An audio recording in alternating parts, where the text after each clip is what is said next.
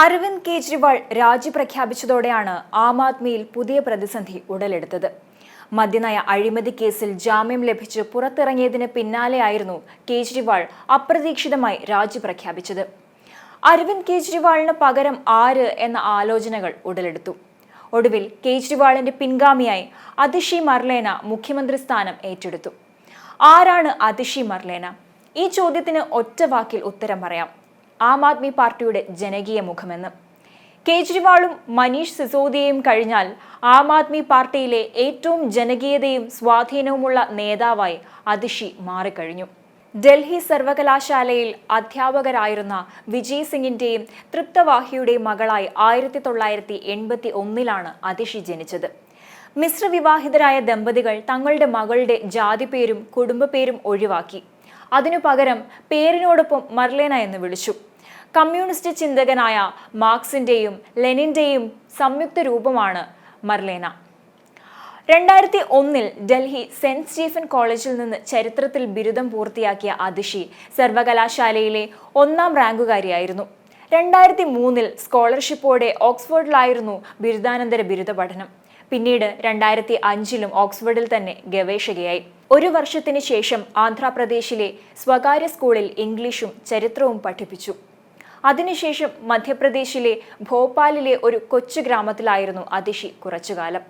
അവിടെ പാർശ്വവൽക്കരിക്കപ്പെട്ട സമുദായങ്ങളിൽ നിന്നുള്ള കുട്ടികൾക്കുള്ള വിദ്യാഭ്യാസ പ്രവർത്തനങ്ങൾക്കായി സമയം മാറ്റിവെച്ചു. ഒഴിവു സമയങ്ങളിൽ ജൈവ കൃഷിയും അതിഷി മുന്നോട്ട് കൊണ്ടുപോയി. വ്യത്യസ്ത NGOകളുമായി ചേർന്ന് പ്രവർത്തിക്കുകയും ചെയ്തു. പ്രശാന്ത് ഭൂഷണുമായുള്ള കണ്ടുമുട്ടലാണ് ആം ആദ്മി പാർട്ടിയിലേക്ക് അതിഷിയെ ആകർഷിച്ചത്. എന്നാൽ ആം ആദ്മിയുടെ അഴിമതി വിരുദ്ധ രാഷ്ട്രീയം എന്ന ഏകധ്രുവത്തിലുള്ള പ്രചാരണത്തിന് അതിഷി എതിരായിരുന്നു.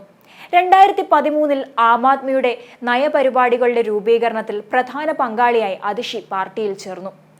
ആപ്പിന്റെ ഏറ്റവും ഉയർന്ന ബോഡിയായ രാഷ്ട്രീയകാര്യ സമിതിയിൽ അവർ അംഗമായി. 2013 മുതൽ പാർട്ടിയുടെ വക്താവായി അതിഷി സജീവമായി. ഇപ്പോൾ മുഖ്യമന്ത്രി പദം വരെ എത്തിയിരിക്കുന്നു ആ രാഷ്ട്രീയ യാത്ര. ആം ആദ്മി പാർട്ടിയുടെ രാഷ്ട്രീയകാര്യ സമിതി ചേർന്നാണ് അതിഷിയെ മുഖ്യമന്ത്രിയായി തീരുമാനിച്ചത്.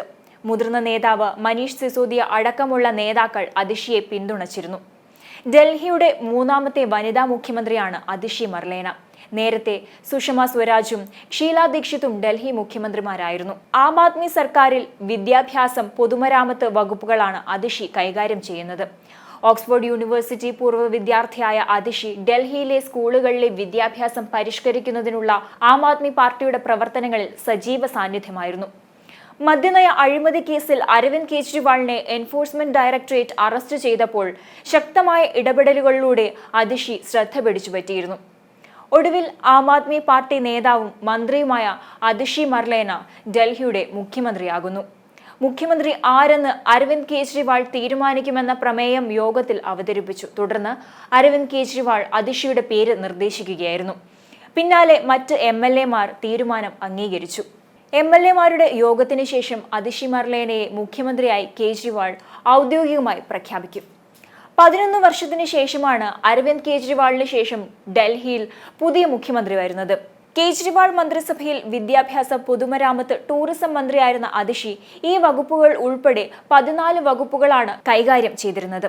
ഡൽഹിയിലെ കാൽക്കാജിയിൽ നിന്നുള്ള MLA ആണ് അതിഷി. ആം ആദ്മി പാർട്ടിയുടെ ആദ്യ വനിതാ മുഖ്യമന്ത്രി കൂടിയാണ് അതിഷി മർലേന. 43ാം വയസ്സിൽ ഡൽഹി മുഖ്യമന്ത്രി പദത്തിലെത്തുന്ന അതിഷി മർലേന ആം ആദ്മി പാർട്ടിയുടെ സ്ഥാപക നേതാക്കളിലൊരാളാണ്. ഡൽഹിയിൽ ആം ആദ്മി പാർട്ടിയുടെ ഭരണ തുടർച്ചയ്ക്ക് സഹായകരമായ പരിഷ്കരണ നടപടികളുടെയും ചുക്കാൻ പിടിച്ചിരുന്നത് അതിഷിയായിരുന്നു. നിലവിൽ മമതാ ബാനർജിക്ക് പുറമെ രാജ്യത്ത് മുഖ്യമന്ത്രി പദത്തിലെത്തുന്ന ഏക വനിത അതിഷിയാകും. അതേസമയം ഡൽഹി മുഖ്യമന്ത്രി അരവിന്ദ് കെജ്രിവാൾ ഗവർണർക്ക് രാജിക്കത്ത് കൈമാറുന്നതാണ്.